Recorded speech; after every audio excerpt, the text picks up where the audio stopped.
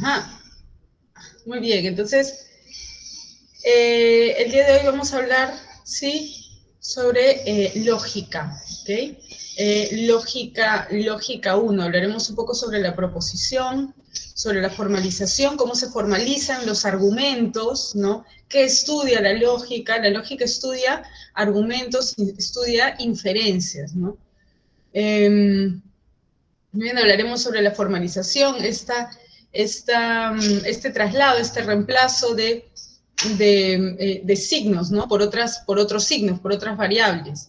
Hablaremos de la tabla de verdad, de la clasificación de fórmulas moleculares y sobre un método abreviado para encontrar las fórmulas moleculares, la matriz de una inferencia. Muy bien.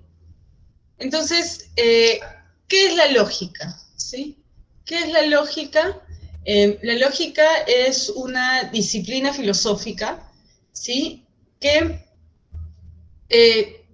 se encarga de analizar a las inferencias. ¿Qué son las inferencias? Aquí tenemos una inferencia, ¿sí? P, entonces Q, P, luego Q, ¿no? Aquí tenemos un grupo de dos premisas y una conclusión. Esta es una inferencia. Es un argumento que presenta premisas y que la conclusión se deriva de las relaciones entre estas premisas.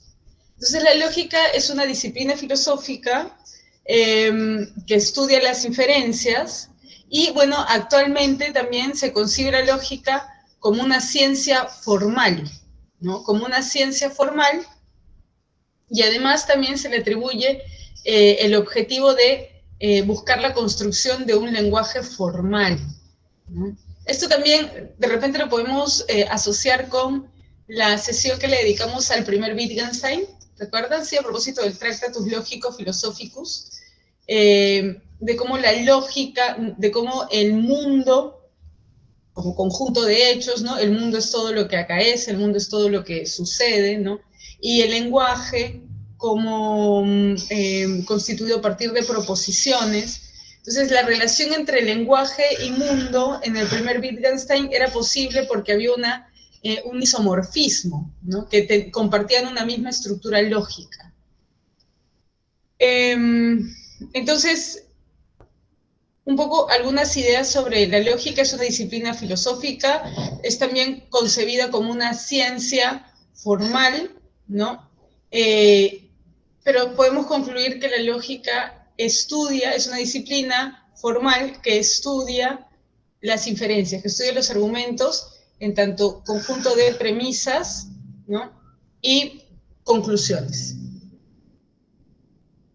Entonces, la lógica implica el cambio, el reemplazo de un lenguaje natural por un lenguaje formal. Lenguaje natural es, por ejemplo, afirmar lo siguiente: si estudias, entonces ingresas. Si estudias, entonces ingresas, ¿no? Primera premisa. Segunda premisa: estudiaste, se da el hecho de que estudiaste. Por lo tanto, ¿sí? Por lo tanto, ingresaste. Entonces, en el lenguaje natural, planteamos premisas y derivamos conclusiones, ¿no? Pero el lenguaje formal de la lógica explicita, hace notorias estas relaciones, ¿no?, entre premisas, ¿no?, y derivaciones, porque la lógica es una ciencia formal, es una ciencia deductiva, ¿no?, porque analiza cómo es que a partir de ciertas relaciones se derivan las conclusiones, ¿no? Vamos a hablar un poco de la justificación de estas inferencias. Muy bien, entonces en el lenguaje formal tendremos lo siguiente, ¿no? ¿Cuál sería la primera premisa, ¿no? ¿Cuál sería P? Aquí tenemos P, ¿no?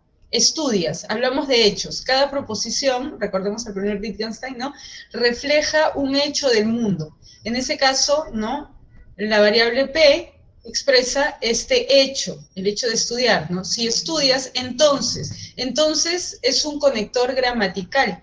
Debemos reemplazarlo por un conector lógico, ¿no? Y el conector lógico es el condicional, ¿no? Luego tenemos el siguiente hecho, otro hecho, ¿sí? reflejado en una proposición, ingresas. Muy bien, cool. Entonces, si estudias, ¿no? Si estudias, entonces ingresas y se da el segundo hecho, se da P, se da que estudiaste, ¿no? Por lo tanto, ingresaste. Entonces, la lógica nos permite reemplazar las palabras que empleamos en el lenguaje natural por variables dentro de un lenguaje formal. Pero, ¿qué es lo que estudia la lógica? Hemos visto que la lógica analiza, examina las inferencias que vendrían a ser, cuando hablamos de inferencias y hablamos de argumentos, estamos hablando de lo mismo, ¿no? ¿Qué es una inferencia? ¿Qué es un argumento? Un argumento, una inferencia, es un conjunto de enunciados, ¿no? En donde algunos de estos enunciados funcionan como premisas y otros enunciados funcionan como conclusiones, en este caso una conclusión. Pero, entonces, la lógica lo que estudia es la validez de estas inferencias. No estudia la verdad de las inferencias, porque los argumentos, las inferencias, no pueden ser verdaderos, solo pueden ser válidos, de acuerdo a las relaciones que se establecen entre premisas y de premisas a conclusión. Entonces, cuando hablamos de inferencias, cuando hablamos de argumentos, hablamos de validez. Y cuando hablamos de proposiciones, hablamos de verdad. Y es que la verdad, ¿no? Así como la falsedad, es una cualidad que tienen, es una característica de las proposiciones. Ahora vamos a ver también, más adelante en nociología, cómo es que concebimos la verdad también, ¿no? La verdad como una correspondencia entre hecho y proposición, la verdad como coherencia entre enunciados. Entonces eso ya lo vamos a ver en teoría del conocimiento o nociología. Entonces aquí la verdad es una característica de la proposición. ¿Y qué es una proposición? Es un enunciado con sentido. ¿Y qué hace que una proposición tenga sentido? Que aluda a los hechos.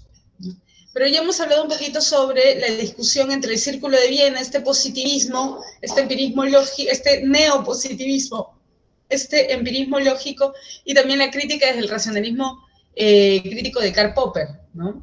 Como es que el asunto no es que algunos enunciados, o que los enunciados de la metafísica, o del existencialismo, de la ontología, o de alguna corriente de la filosofía continental, occidental, si es que algunos de estos argumentos no se pueden traducir al lenguaje de la lógica, lo que argumentaba un poco Popper, no significa que no tengan sentido, sino que simplemente no se pueden formalizar por medio del lenguaje de la lógica, pero eso no implica que no tengan sentido. Bueno, la proposición, sí, es un enunciado con sentido, en tanto nos remite a los hechos. Muy bien. Y una proposición puede ser verdadera o falsa, mientras que un argumento o una inferencia, este conjunto de premisas y de una conclusión, ¿no? Solo pueden ser válidos. ¿Okay? Un argumento o una inferencia puede ser válida, mientras que una proposición solo puede ser verdadera o falsa. Muy bien. Entonces, verdad y validez son conceptos distintos, ¿sí? En lógica. Claro, en un razonamiento válido la conclusión se sigue o se deriva necesariamente de las premisas. Para que un razonamiento sea válido, la conclusión debe derivarse, debe deducirse de los enunciados anteriores, ¿sí? Entonces, la lógica lo que va a hacer es estudiar esas relaciones entre premisas que justificarían una conclusión. Entonces, un razonamiento es válido cuando la conclusión se deriva de sus premisas, ¿sí? Y como les mencionaba, una proposición, por otro lado, solo puede ser verdadera o falsa. Entonces, la validez implica argumentos, ¿no? Cuando hablamos de validez, estamos hablando de una conclusión justificada, ¿no? Dentro de un argumento. Y cuando hablamos de verdad o falsedad, estamos hablando del sentido de las proposiciones, de estos enunciados, ¿muy bien? Un ejemplo, los biólogos estudian las rocas. Sabemos que esto no es cierto, ¿no? Sabemos que los biólogos estudian a los seres vivos, ¿no? El fenómeno de la vida en general. Entonces, los biólogos estudian las rocas, no, esta es una proposición falsa. Tiene sentido, ¿no? Pero alude a un hecho, o mejor dicho, no alude a ningún hecho, ¿no? Es una proposición falsa, a un hecho falaz, alude a un hecho falaz, ¿no? Los biólogos estudian las rocas. Pero bueno, eso no tiene que interrumpir nuestro análisis, ¿no? Continuemos. Ruth Shady es una bióloga. Sabemos que Ruth Shady no es bióloga, ¿no? Es arqueóloga, es antropóloga, ¿no? Pero la conclusión es la siguiente. Ruth Shady estudió las rocas. Sabemos que cada una de estas proposiciones, aquí tenemos estas dos proposiciones, que serían las premisas, ¿cierto? Estas dos proposiciones serían las premisas y la conclusión, ¿sí? A pesar de ser falsa, se deriva de las premisas establecidas. Por lo tanto, un razonamiento, una inferencia puede ser válida independientemente de la verdad o falsedad de las proposiciones que la constituyen. Entonces, este argumento es válido, ¿sí? ¿Por qué? Porque la conclusión se deriva de las premisas, se deduce de las premisas. Entonces, podemos hablar de argumentos válidos constituidos por proposiciones falsas, porque verdad y validez son dos conceptos distintos en lógica. Muy bien, ¿qué es la proposición? Aquí nos dice, ¿no? De entrada, la proposición no es sinónimo de enunciado, porque cuando hablamos de enunciado, cuando hablamos de oraciones, podemos hablar de cualquier tipo de oraciones, ¿no? Oraciones que a lo mejor, o enunciados que puedan provenir de repente de la metafísica o de la ontología existencial, o de la teología quizá, ¿no? Pero una proposición, ¿sí? Ahí hablamos de enunciados, pero una proposición es el sentido de un enunciado, de una oración. Es decir, el contenido informativo, ¿no? Pueden existir múltiples enunciados que no son proposiciones. ¿Por qué? Porque están desprovistas de sentido. Entonces, el punto es aquí, ¿qué es el sentido, no? Parece que el sentido tiene que ver con aludir al mundo físico compartido, ¿no? Pareciera que esta sería la última instancia, ¿no? Un empirismo, ¿no? Muy bien, entonces la proposición no es cualquier enunciado, no es cualquier oración, la proposición es el sentido del enunciado, y hemos visto que ese sentido está relacionado con la experiencia de un mundo físico, ¿no? Muy bien, entonces la proposición es el contenido informativo. Por ejemplo, aquí tenemos los siguientes enunciados. Primer enunciado, Marco y José son primos. Segundo enunciado, Marco es primo de José, ¿no? Tercer enunciado, José es primo de Marco. Y cuarto enunciado, son primos Marco y José. Entonces, todos estos, aquí tenemos 4 enunciados, pero ¿cuántas proposiciones? ¿Cuántos sentidos? Un solo sentido, ¿no? O un solo hecho, ¿no? Es el hecho de que Marco y José tienen una relación familiar, ¿no? Son primos. Entonces, una proposición, ¿qué es? Es el sentido, es el significado de una oración. Pueden existir múltiples enunciados, múltiples oraciones, pero no todos estarán provistos de sentido. No todos estos enunciados u oraciones serán proposiciones. Entonces, en lógica hablamos de proposiciones. Y hablaremos ahora de algunas características de la proposición. Bueno, en primer lugar, las proposiciones tienen valor veritativo. ¿Qué significa esto? Es que pueden ser proposiciones verdaderas o proposiciones falsas. ¿Cómo verificamos? Recordemos un poquito el Círculo de Viena, ¿no? Y esta propuesta y este criterio de marcación, ¿no? La verificación. ¿Cómo podemos decir si una proposición es verdadera o falsa? Bueno, podemos verificar el hecho que se manifiesta en la proposición en la realidad, ¿no? Podemos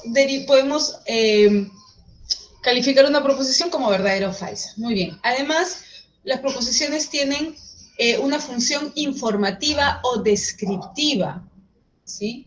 Hay objetividad, por decirlo de alguna manera, la proposición tiene como propósito describir el mundo de los hechos, informar sobre lo que acaece, sobre lo que sucede. Número 3, característica 3, tienen sentido exacto y completo. Para poder decir que un enunciado es una proposición, es decir, para poder afirmar que un enunciado tiene significado, tiene sentido, debemos poder comprender completamente dicho enunciado. Debe tener un sentido exacto y completo que la razón humana pueda comprender. Y cuarto, se refieren al mundo de manera objetiva. Sí es, ¿no? Hay una postura neutral, hay un acto contemplativo. Recordemos un poquito las sesiones anteriores sobre axiología, ¿no? Como la axiología, la teoría de los valores, implicaba, ¿no? O analizaba los juicios de valor. Y los juicios de valor, ¿no? Se diferencian de los juicios de existencia, que vendrían a ser los juicios que nos proporcionan las proposiciones, ¿no? Juicios de existencia. ¿Por qué? Porque son descripciones de la realidad, del mundo, en tanto el mundo es un conjunto de hechos, ¿no? Muy bien, entonces las proposiciones pueden ser verdaderas o falsas, tienen un valor veritativo, tienen como función informarnos, describir la realidad, tienen un sentido exacto, completo, y aluden al mundo de manera objetiva, lo más neutral posible. Ejemplo, Pedro y Teodora son cuñados. Pedro es cuñado de Teodora, segundo enunciado. Tercer enunciado, Teodora es cuñada de Pedro. Cuarto enunciado, son cuñados Pedro y Teodora. Entonces, nuevamente, como vimos un poco en el caso anterior sobre los primos, Pedro y Teodora son cuñados y ese vendría a ser el sentido último, ¿no? La proposición. Entonces, podemos utilizar múltiples enunciados, múltiples oraciones y sin embargo estar informando sobre un mismo hecho, ¿no? Entonces, la proposición es el sentido de un enunciado. Oraciones que no son proposiciones. Oraciones que no son proposiciones. Los enunciados dubitativos, ¿no? Quizás te vuelva a ver, o enunciados desiderativos, donde expresamos un deseo y no aludimos a un hecho concreto, no quisiera, ¿no?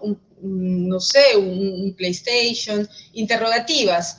¿Cuántos años tienes? No afirman un hecho, ¿no? Imperativas, tráeme ese café, ¿no? Exclamativas, vive el Perú. Juicios de valor, ese profesor es aburrido, ¿no? Funciones proposicionales, importante recordar estas funciones proposicionales, el alumno X tiene Z de nota.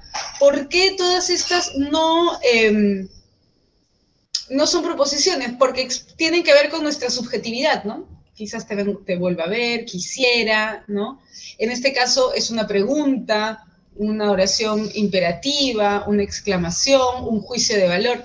En ese caso, las funciones proposicionales se caracterizan por contener variables cuyo sentido desconocemos, ¿no? Entonces, por más que aparenten coherencia, si existen estas variables, entonces no se completa el sentido del enunciado, ¿no? Por lo tanto, no son proposiciones, ¿no? El alumno X tiene Z de nota. No sabemos el significado de estas variables. Pseudoproposiciones. ¿Cuáles son las pseudoproposiciones? Que presentan abiertamente, ¿no?, sin sentidos, enunciados que no son coherentes con el sentido común, con el día a día, ¿no?, humano. El lapicero está enfermo, ¿no?, por ejemplo. Bárbara, pero eso es el dominio de la poesía, quizá. Bueno, sí, pero es por ello que en la poesía no se puede... no se puede formalizar, ¿no? No se puede reemplazar por variables estas expresiones, ¿no? Porque aluden a la subjetividad. Muy bien, pseudoproposición, ¿no? Expresiones metafísicas, ¿no? Hablan sobre aquello que no podemos corroborar, ¿no? El ser es la esencia de todo. Por más que tenga un sentido de repente metafórico, no podemos acudir a la experiencia y corroborar que el ser sea efectivamente la esencia de todo, ¿no? Descripciones definidas, ¿no?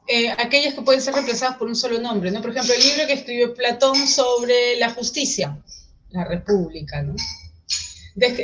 Paradojas, ¿no? Que son verdaderas y falsas al mismo tiempo, ¿sí? En este caso, yo siempre miento, ¿no? Son verdaderas y falsas al mismo tiempo. Expresiones ambiguas, ¿no? Por ejemplo, ¿no? Que exponen doble sentido. Filosofemas, ¿no? Que tienen que ver con frases célebres de algún autor, ¿no? Pienso, luego existo, ¿no? O Dios ha muerto, ¿no? Por ahí. Refranes muestran consejos de modo sentencioso, ¿no? A mal tiempo, buena cara. Entonces, estos refranes, ¿sí? Son, no se pueden formalizar, no se pueden reemplazar por variables. Entonces, estos enunciados no serían proposiciones, ¿ok? ¿Por qué? Porque no tendrían un sentido que se relacione con el mundo compartido y físico, ¿no? Clases de proposición. Muy bien, clases de proposición. Tenemos la proposición simple. Okay, ¿cuál es una proposición simple? Okay, posee un sujeto y un predicado, ¿no? Por ejemplo, Sócrates fue un filósofo antiguo. Esta es una proposición predicativa simple, ¿no? Tenemos un sujeto, un predicado. Por ejemplo, la computadora o la televisión está apagada, ¿no? La televisión está apagada. Muy bien. Pero también existen las proposiciones simples relacionales, ojo. Aquí pueden darse múltiples sujetos. El asunto es que la relación que una a todos estos sujetos sea una misma, ¿no? Por ejemplo, podemos decir Ana, María, Nicole, Miranda, Benjamín corren juntos en la playa, por ejemplo. Entonces, la acción es una sola, el hecho es uno solo. Por lo tanto, por más que tengamos múltiples sujetos, ¿sí? Tenemos un solo predicado. Entonces, estas se denominan como proposiciones relacionales simples. Entonces, por más que tengamos múltiples sujetos, el punto es analizar la acción, el hecho que relaciona estos múltiples sujetos.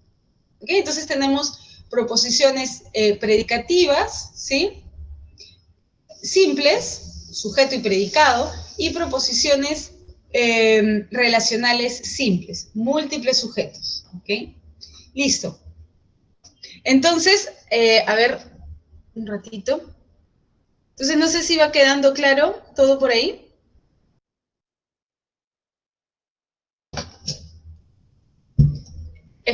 Espero que sí. Ok, listo. Continuamos.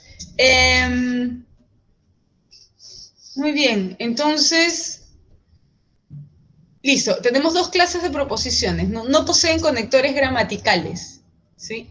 Vamos a ver cuáles son estos conectores gramaticales, ¿no? Entonces, por lo tanto, y, ¿no? Muy bien. Listo. Clases de proposición. Proposición compuesta, veamos. Una proposición compuesta está formada por proposiciones simples, ¿no? Y hemos visto que hay dos tipos de proposiciones simples. Tenemos la predicativa y la relacional. Muy bien. Entonces, estas proposiciones compuestas, ¿sí? Sí necesitan conectores, ¿okay? Y, o, por lo tanto, ¿no? Entonces, sin embargo. Entonces, sí, solo sí, ¿no? Entonces, estos conectores gramaticales también deben ser reemplazados por conectores lógicos, que vamos a ver en breve. Muy bien. Entonces, aquí tenemos, por ejemplo, la proposición conjuntiva, ¿no? Vamos a ver 5 tipos de proposiciones de acuerdo a sus conectores.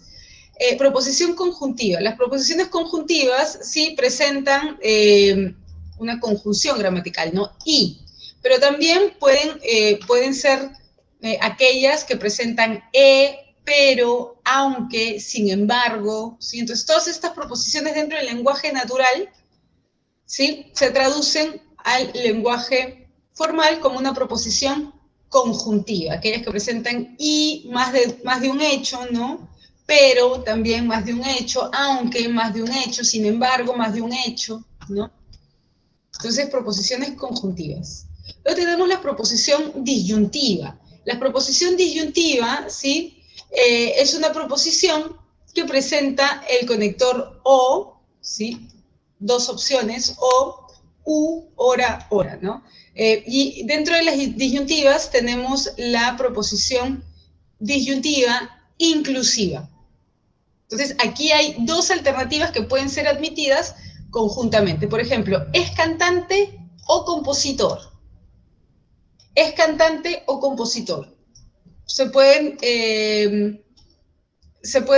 juntar cualquiera de estas dos cualidades, ¿no? Otro ejemplo, Ernesto trabaja o estudia. Entonces, no hay problema, estas dos alternativas se pueden dar conjuntamente. Sin embargo, en una proposición disyuntiva exclusiva, solo se puede admitir una de estas alternativas. Por ejemplo, César Vallejo nació en Lima o en Trujillo. Otro ejemplo, ¿llueve o no llueve? Entonces, ahí tenemos las proposiciones disyuntivas inclusivas o exclusivas. Luego tenemos la proposición condicional.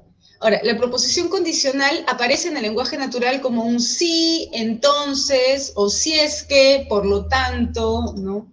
De lo cual se deduce, ¿no? Entonces hay que comprender un poco, identificar cuáles son las premisas dentro de nuestros argumentos o inferencias, que hemos visto que solo pueden ser válidos o inválidos si es que la conclusión se deriva de sus premisas, ¿no? Entonces vamos a pasar a analizar también las relaciones entre proposiciones y los componentes, ¿no? De cada una de estos enunciados, ¿no? En este caso, la proposición condicional. Aquí tenemos un antecedente y un consecuente, ¿sí? Importante estos dos elementos. Un antecedente, un hecho, ¿no? Que va a desencadenar un efecto, una causa y un efecto, un antecedente y un consecuente, ¿no? Y bueno, aquí también tenemos la proposición condicional directa e indirecta, que es importante reconocer. La proposición condicional directa, ¿sí? Aquí hay una deducción explícita, ¿no? Por ejemplo, si, aquí tenemos, si la biología estudia los seres vivos, P, todo esto es P, ¿cierto? ¿No? Si la biología estudia los seres vivos, entonces, otro hecho, es una ciencia empírica, ¿no? Entonces, aquí tendríamos que Q sería, ¿sí? Sería, la biología es una ciencia empírica. Entonces, aquí tenemos, si la biología estudia los seres vivos, entonces, ¿sí? Proposición condicional directa. El conector gramatical es explícito, ¿no? Pero, ¿qué sucede si esta relación causa-efecto no es explícita? Si tenemos que, de alguna manera, examinarlo. Un ejemplo, es un animal vertebrado, puesto que es un caballo. Entonces, debemos interpretar estos conectores gramaticales dentro del lenguaje natural para luego reemplazarlos por conectores lógicos en el lenguaje formal. Entonces, es un animal vertebrado, puesto que. Entonces, lo que debemos hacer es reconocer estas relaciones de causalidad. Continuamos. Proposiciones bicondicionales. La anterior era condicional, ¿no? Disyuntiva y la anterior conjuntiva. No se olviden que la conjuntiva y, pero, aunque, sin embargo, muy importante, a veces solo creemos que es el conector y, ¿no? Muy bien. Proposición bicondicional. Enunciado cuyas proposiciones simples están unidas por el conector sí y solo sí. Esta es una relación de necesidad, ¿no? Bicondicional. ¿Cuándo y solo cuándo? ¿No? Solo bajo estas circunstancias se dará determinado efecto, ¿no? Este es el bicondicional, un refuerzo así del condicional, un bicondicional. Ejemplo, es un triángulo sí y solo sí es una figura con 3 ángulos. Entonces ahí tenemos la figura del bicondicional, sí y solo sí, el conector gramatical. Ahora también vemos la proposición negativa. La proposición negativa es un enunciado afirmativo que por medio de un conector, ¿sí? En este caso por medio de un adverbio, del adverbio no, se invierte su sentido, ¿no? Y no solamente el adverbio no, sino también nunca o tampoco. Entonces una proposición negativa es una negación de un hecho afirmativo, ¿no? La puerta no está abierta, ¿no? Aquí, el hecho, ¿cuál sería la proposición? La proposición sería P. Es que siempre debemos formalizar en afirmaciones, porque las negaciones se van a colocar, se van a expresar luego por medio de este conector lógico, ¿no? La negación, que vamos a ver en breve ahorita. Muy bien, entonces tenemos este tipo de proposiciones: proposición conjuntiva, proposición disyuntiva, proposición condicional, sí, entonces, proposición bicondicional, sí, solo sí, y la negación, ¿no? Ya sabemos que en lógica siempre todas nuestras proposiciones deberán ser afirmativas y luego insertaremos por medio de una variable la negación. Muy bien, hablaremos entonces ahora sobre el lenguaje lógico. El lenguaje lógico es, como mencionábamos, un lenguaje formal, un lenguaje que se encarga de hacer un análisis estructural, ¿sí? Es decir, no va a analizar los contenidos, sino que va a analizar la estructura, ¿no?, de las relaciones entre los enunciados, entre las proposiciones. Entonces, aquí tenemos algunos elementos del lenguaje lógico. Necesitamos variables, necesitamos operadores lógicos y necesitamos signos de agrupación. ¿Cuáles son nuestras variables? Siempre afirmativas, P, Q, R, S, T, de acuerdo a los múltiples hechos con los que estemos analizando. Los operadores lógicos. Ahora, los operadores lógicos pueden ser monádicos. Solamente hay uno que es monádico y es el de la negación, ¿no? Este es el operador lógico monádico. Y los demás son los operadores lógicos diádicos porque relacionan proposiciones. ¿Okay? En cambio, el operador lógico monádico solamente invierte el sentido de una proposición. El diádico relaciona. Muy bien, y signos de agrupación, porque es muy importante establecer jerarquías dentro de los hechos, ¿no? Dentro de las relaciones, ¿no? Dentro de las proposiciones moleculares. Muy bien, tenemos aquí los paréntesis, ¿no? Vamos de adentro hacia afuera, los paréntesis, los corchetes y las llaves. Muy bien. Entonces, vamos a hablar ahora de la representación de estas proposiciones. Entonces, aquí tenemos una proposición atómica. Recordamos que la proposición atómica o simple, ¿no?, podría ser predicativa o podría ser relacional. Predicativa, sujeto y predicado, ¿no? Sócrates fue un filósofo, ¿no? O relacional, Eduardo y Xavier son hermanos, ¿no?, por ejemplo. Entonces, luego tenemos aquí las proposiciones moleculares. Entonces, en las proposiciones moleculares, aquí vemos cómo se expresa, ¿no?, la proposición atómica, P, ¿no? P. Luego tenemos aquí las proposiciones moleculares. ¿Por qué? Porque estas proposiciones necesitan de conectores diádicos para relacionar múltiples sentidos, ¿no? Una proposición conjuntiva, ¿no? P y Q, ¿no? Aunque podría ser P, pero Q, P, aunque Q, P, sin embargo Q, ¿no? Aquí tenemos el operador diádico, la conjunción. Profesora. Sí, sí. La atómica es la simple y la molecular es la compuesta, ¿verdad? Así es. Ya, gracias. Ok. Muy bien, continuamos. Tenemos ahora la disyuntiva inclusiva, aquella que permite que las dos alternativas se den al mismo tiempo, ¿no? Alberto no es cantante o escritor, ¿no? Muy bien, aquí tenemos, ojo con el operador diádico, ¿sí? Hacia arriba, disyuntiva exclusiva. Ahí está, disyuntiva exclusiva. O llueve o no llueve, ¿no? O vive o muere, ¿no? O es de día o es de noche. Pero solamente aceptamos una de las alternativas, ¿no? Disyunción exclusiva, nótese aquí el signo. Condicional, aquí tenemos la flechita del condicional, ya sabemos que P en la relación condicional, ¿qué es? Es el antecedente, mientras que Q es el consecuente, una relación de causalidad causa-efecto, ¿no? Bicondicional, sí y solo si P, entonces Q. Y la negativa, que tenemos aquí el operador monádico, que invierte, ¿no?, el sentido de la proposición. O en todo caso, claro, cambia su valor veritativo. Muy bien, entonces estos son los símbolos del lenguaje lógico, las conjunciones, la disyunción inclusiva, ¿sí?, la disyunción exclusiva, que está conjunción, disyunción inclusiva, disyunción exclusiva, condicional, bicondicional y aquí la negación. Muy bien, por otro lado tenemos las tablas de verdad. ¿Qué son las tablas de verdad?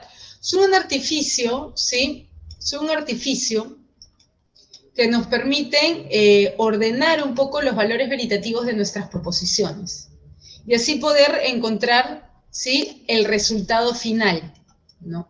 ¿Cuál es este resultado final o matriz? Es la relación de valores veritativos entre proposiciones. Aquí tenemos entonces una proposición molecular, ¿cierto? Aquí tenemos las variables, ¿no? Dejamos un margen, ¿sí? Y separamos, y aquí tenemos la fórmula compuesta, la fórmula molecular, ¿no? Negación de P, disyunción, ¿qué sería esto? Disyunción, ¿qué es esto? ¿Disyunción exclusiva o inclusiva? Exclusiva. Inclusiva, ¿no? No, Recordemos aquí. ah, ¿Ahí la se otra ve? exclusiva, claro, claro, claro. Claro. Y esta es exclusiva, ¿no? Muy bien, aquí está negación de P, disyunción inclusiva, ¿no? Tenemos corchetes, negación, y vamos a negar toda esta fórmula. ¿Cuál es? P conjunción Q, que podría ser P y Q, P, aunque Q, P, sin embargo Q. Muy bien. Entonces, aquí lo que vamos a hacer, ¿con cuántas variables estamos trabajando? Estamos trabajando con dos variables, ¿no? P y Q.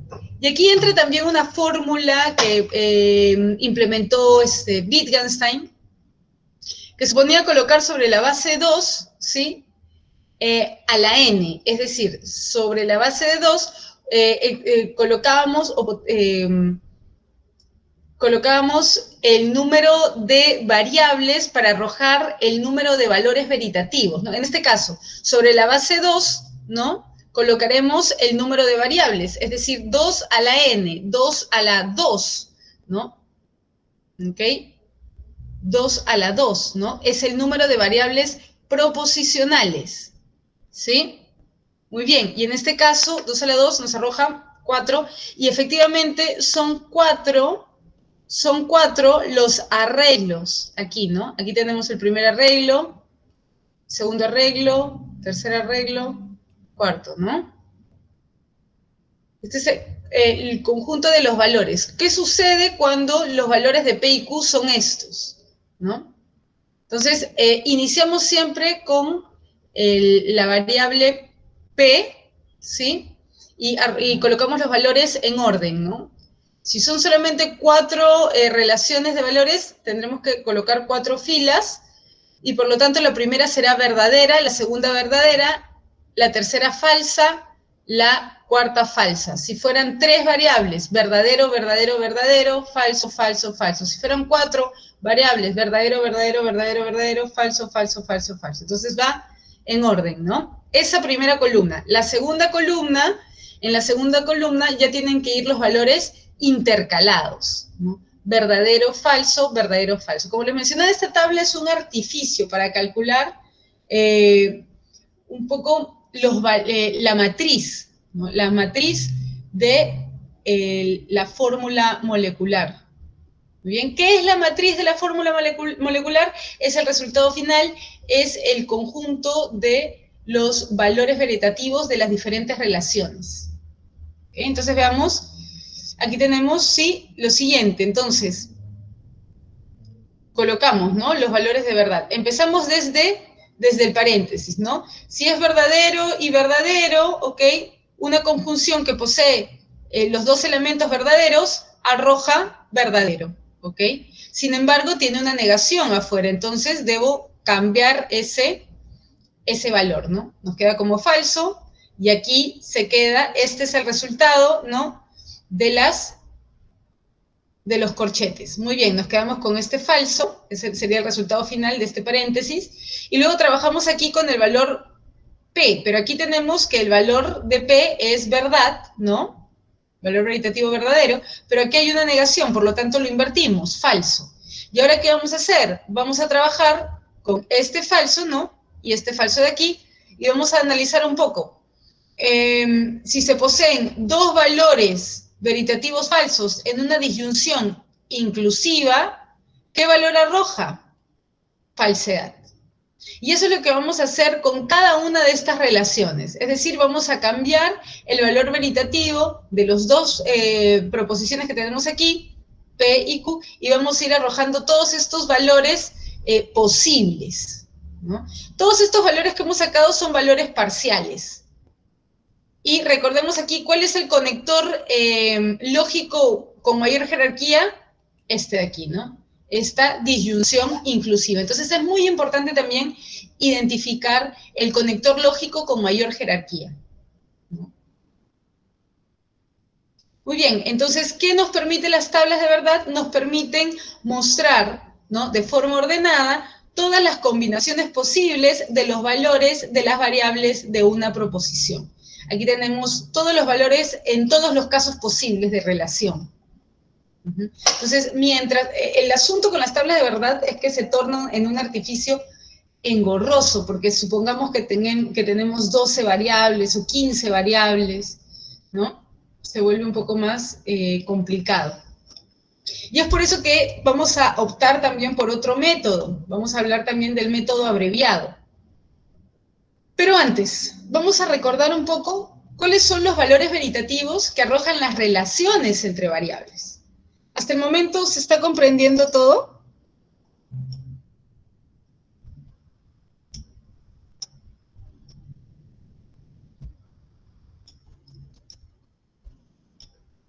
Espero que sí. Ok. Perfecto, sigamos. Entonces, esta es la parte súper importante de esta sesión porque estos son las tablas de verdad más notables, ¿no? Tablas de verdad notables. Aquí tenemos la conjunción, ¿sí? La conjunción, ¿qué valores veritativos arroja? Aquí tenemos la conjunción, sí, ya sabemos que la conjunción puede ser un y, pero, aunque, sin embargo, y nuevamente, ¿no? Dos valores, dos proposiciones, 2 a la n, 4 relaciones entre variables, aquí tenemos las 4 relaciones entre variables, entonces si los dos valores son verdaderos, arrojará una conjunción verdadera, ¿no? En todos los demás casos, en todas las demás relaciones, arrojará el valor veritativo falso. Entonces, una conjunción solo es verdadera cuando ambos elementos son igualmente verdaderos. Una disyunción débil, ¿sí? Aquí está el signo, solo será falsa cuando ambos valores veritativos de ambas proposiciones sean falsas, ¿no? Es por eso que aquí arrojaba falso, ¿no? Entonces, esta es la negación, aquí está el otro valor, ¿no? Y aquí estamos haciendo el último cálculo, ¿no? Primera proposición, y tenemos la otra proposición. Si ambas tienen valores veritativos falsos, y estamos hablando de una disyunción inclusiva, solo en ese caso hablamos de una relación, ¿no? Un valor veritativo falso. Pero en todos los demás casos, una disyunción débil, ¿sí? O inclusiva, una disyunción débil o inclusiva, resulta verdadera. ¿Okay? Entonces, recordar sobre todo la excepción, ¿no? En este caso, cuando es falsa, una conjunción cuando es verdadera, una disyunción fuerte o una disyunción exclusiva. Aquí tenemos el signo, ¿no? Como un bicondicional tachado. ¿No? En la disyunción exclusiva o fuerte, ¿cuándo será falsa? Cuando ambos valores veritativos sean idénticos, ¿no? Cuando sean idénticos, ¿sí? Si ambos arrojan el valor veritativo de verdad, será falso. Si ambos arrojan el valor veritativo de falso, será falso. ¿Por qué? Porque una disyunción exclusiva, ¿no? O vives, o mueres, o es de día, o es de noche, ¿no? No permiten que ambas alternativas se den al mismo tiempo. Disyunción exclusiva o fuerte. Luego tenemos la relación condicional. Sí, entonces, una relación de causa-efecto. Entonces aquí tenemos los valores veritativos de cada una de las proposiciones. ¿Cuándo será falsa una relación bicondicional? Cuando ¿cómo se llamaba a esta proposición? ¿Y esta otra? ¿Cuál es la relación? Antecedente consecuente, ¿no? Una relación condicional sí será falsa si el antecedente tiene valor veritativo verdadero y el consecuente arroja un valor veritativo falso. En todos los demás casos tendremos una relación condicional verdadera. Entonces recordar aquí el caso de falsedad, nada más. Luego la bicondicional, una relación bicondicional, aquí tenemos el signo, ¿no? Diferenciar de la disyunción fuerte. En la bicondicional, un hecho se da sí y solo si hay una causa específica, ¿no? ¿Cuándo será nuevamente lo mismo que una disyunción fuerte o exclusiva? ¿Se dan cuenta? Pero al revés. Una bicondicional, sí, será verdadera si ambos valores veritativos son verdaderos. Y será verdadera, no también, si ambos valores veritativos son falsos. ¿Okay? Entonces, si comparten el mismo valor veritativo, si son idénticos los valores veritativos de cada una de estas proposiciones, estaremos frente a una relación bicondicional verdadera. ¿Okay? En el caso de la disyunción exclusiva o fuerte, ya que solamente podemos admitir una alternativa y no ambas, estaremos frente a una relación falsa, ¿no? De disyunción exclusiva o fuerte, si ambos valores veritativos son idénticos, ¿no? A diferencia de lo bicondicional. Y la negación por medio de este operador monádico, ¿no? O por medio del adverbio no, o de nunca, jamás, ¿no? Vamos a invertir el valor veritativo de nuestras proposiciones, que siempre son afirmaciones. ¿Okay? No podemos, si queremos decir no fue a la escuela, ese no fue a la escuela no podría ser P. P tendría que ser fue a la escuela. Y luego deberíamos, esto sería, ¿no? P sería fue a la escuela. Pero el hecho es que no fue a la escuela, entonces ahí aplicaríamos, ¿no? El operador monádico. Entonces es importante, siempre las proposiciones son afirmaciones. Muy bien, hablaremos también de los tipos de fórmulas moleculares por su matriz principal. Hemos hablado un poquito sobre las tablas de verdad, ¿no? Hemos hablado un poquito sobre esta fórmula, ¿no? Gracias a Wittgenstein, esta base sobre 2, elevar al número de proposiciones. Elevar al número de proposiciones para conocer el número de relaciones que tendrán entre las proposiciones. Muy bien, hemos visto algunas tablas de verdad célebres, ¿no? Notables. Aquí hemos recordado, una conjunción será verdadera cuando compartan el mismo valor veritativo, ¿no? Pero ahora, de acuerdo a la matriz que podamos extraer de nuestras tablas de verdad, de nuestros análisis, podremos denominar que una fórmula molecular es una tautología, o es una contingencia, o es una contradicción. Y para ello debemos analizar la lista de los valores veritativos que han arrojado nuestras matrices. Esta es la matriz o resultado final, ¿no? Esta es la matriz de una fórmula molecular. Ahora le vamos a dar una denominación.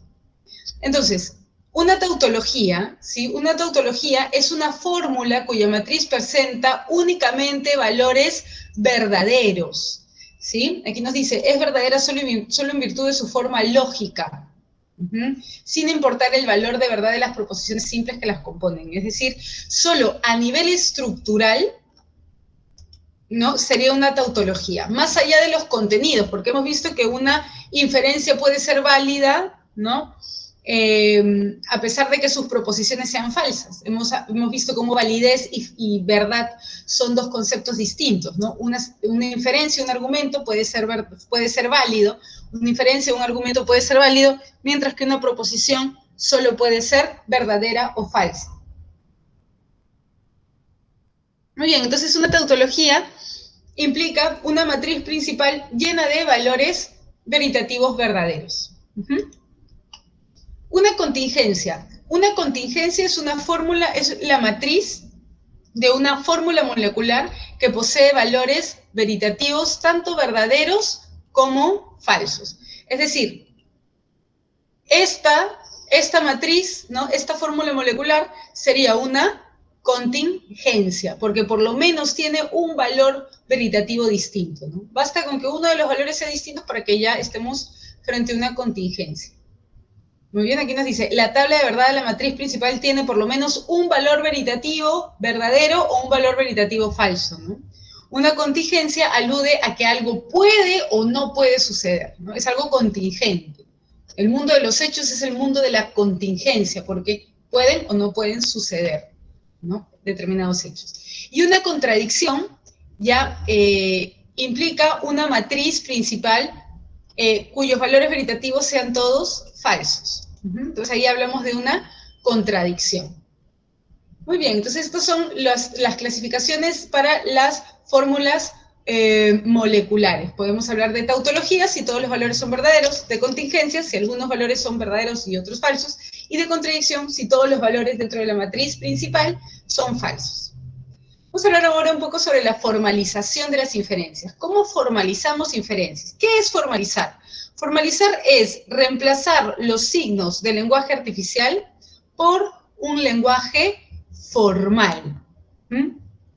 Y para ello necesitamos de símbolos, necesitamos de reglas de formación y de reglas de transformación. El primer paso es reconocer cuáles son las proposiciones simples y cuáles son sus conectores gramaticales, ¿no? Esos o, pero, aunque, sin embargo, por lo tanto, entonces, y, no, jamás, nunca, todos estos proposiciones, todos estos hechos y estos conectores gramaticales. El segundo paso sería otorgar una variable a cada proposición simple, ¿ok? Otorgar una variable proposicional a cada proposición simple, ¿no? P, Q, R, S, T, de acuerdo al número de variables. Y reemplazar cada conector gramatical por un operador lógico, ¿sí? Si hubiese una proposición negativa, ojo, si hubiese una proposición negativa, reemplazarla con una variable proposicional anteponiéndole el símbolo de la negación. Pero siempre debe ser una proposición afirmativa y luego se le añade la negación. Y finalmente debemos agrupar, ¿sí?, estas relaciones por medios de signos de jerarquía, ¿no? Tenemos los paréntesis, las llaves y los corchetes. Los corchetes y las llaves. Muy bien. Aquí tenemos un ejemplo, ¿no? A ver, vamos a ver, aquí tenemos un ejemplo.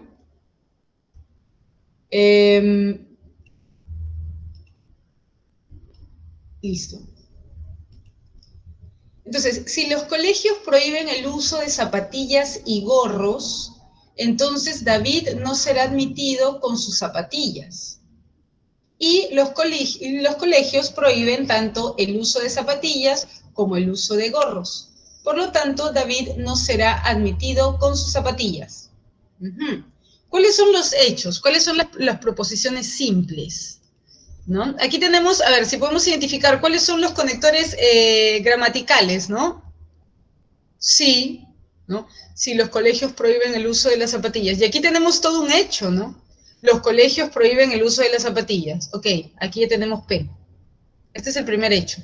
Los colegios prohíben el uso de las zapatillas. Es un hecho, ¿no? Y no solo de las zapatillas, sino también de los gorros. ¿Ok? Entonces los colegios prohíben el uso de zapatillas y gorros. Otro conector gramatical. Entonces, siguiente hecho, David no será admitido con sus zapatillas. Este ya sería Q, ¿no? Tenemos ahí Q. A ver. Veamos poco a poco. Ah, ya. Aquí es importante reconocer lo siguiente. ¿Cuántos elementos distintos hay? Porque aquí tendríamos que hablar de lo primero, ¿no? Los colegios prohíben el uso de zapatillas. Eso es P.